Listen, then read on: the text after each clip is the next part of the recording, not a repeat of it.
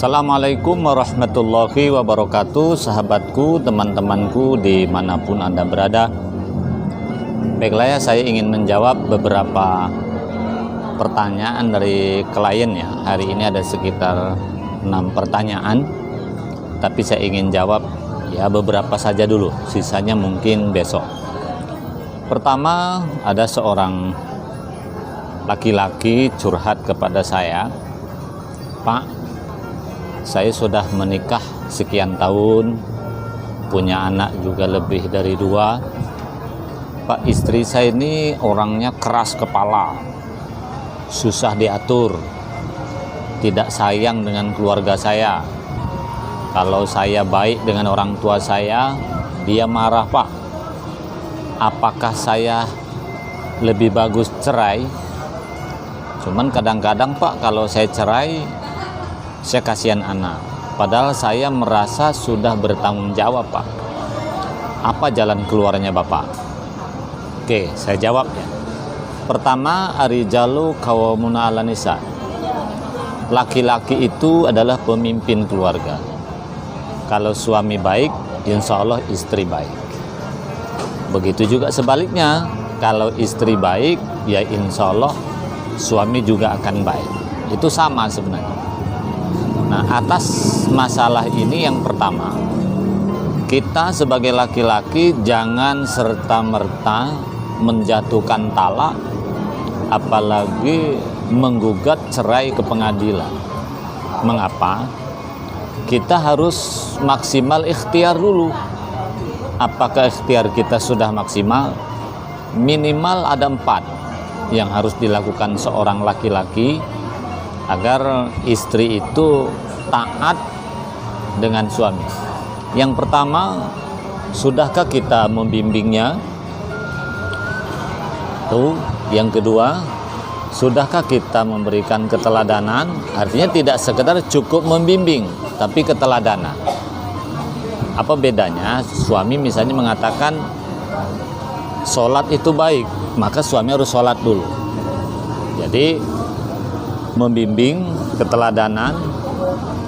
Kemudian yang ketiga ya, sudahkah suami ini menghargai kekurangannya, tidak menyakiti hatinya ya, tidak KDRT lah. Kemudian yang keempat, sudahkah menafkahi.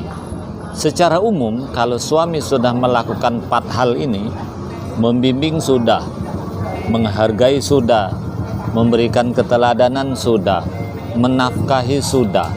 Nah, kalau istri tetap tidak baik, kalau mau menggugat cerai, silahkan. Tapi 4 langkah itu lalui dulu. Ya, tapi biasanya kalau 4 langkah itu sudah dilalui, insya Allah istri akan baik. Tapi apakah pasti ketika 4 langkah itu sudah dilakukan istri menjadi baik? Oh, belum tentu juga. Ya, oke, permasalahannya kan istri ini katanya keras kepala. Nah, keras kepala, lihat dulu budayanya, dari mana dia. Kalau budaya di Sumatera Utara atau budaya Sumatera atau Sulawesi atau yang lain, menurut saya ketika dia budayanya keras, budayanya kasar, ya mungkin bukan memang kasar, bukan keras, ya memang budayanya seperti itu. Itu ya, jadi kita yang harus maklum dulu. Ini kepada laki-laki ya. Itu satu. Yang kedua, nanti saya ingin berikan nasihat kepada yang perempuan juga. Kemudian yang kedua, istri tidak menghargai keluarga saya, Pak. Bagaimana itu, Pak? Nah, kalau istri tidak menghargai keluarga kita, nah sekarang kita koreksi dulu. Apakah kita sudah menghargai keluarga istri? Sebab umumnya kalau istri kita hargai keluarganya, maka biasanya istri pun akan menghargai keluarga kita. Dia ini hidup ini kan akan terjadi saling membalas dia. Oleh karena itu saya berharap kepada yang bertanya kepada saya, ya kita koreksi dulu. Apakah kita sudah menjadi suami yang baik terhadap keluarganya? Itu ya. Tetapi itu juga bukan jaminan ya. Itu kan hanya batas ikhtiar kita. Makanya pentingnya sebelum nikah itu kita ta'aruf. Ta'aruf itu memahami karakter masing-masing. Sebab antar budaya, antar suku, antar kelompok itu memiliki karakter yang beda-beda. Dari awal kita harus siap. Oke, itu ya. Terus kepada wanita, sebenarnya begini, perempuan ini mungkin yang dicurhati ya istrinya. Pada wanita harus dipahami ya, tidak ada satupun suami itu yang suka dengan istrinya yang cerewet. Itu perempuan ya. Malah kadang bagi laki-laki itu tidak terlalu penting istri cantik. Bahkan kadang tidak penting juga istri soleha. Yang penting jangan cerewet. Itu aja. Ya. Jadi wanita hidup nih jangan cerewet.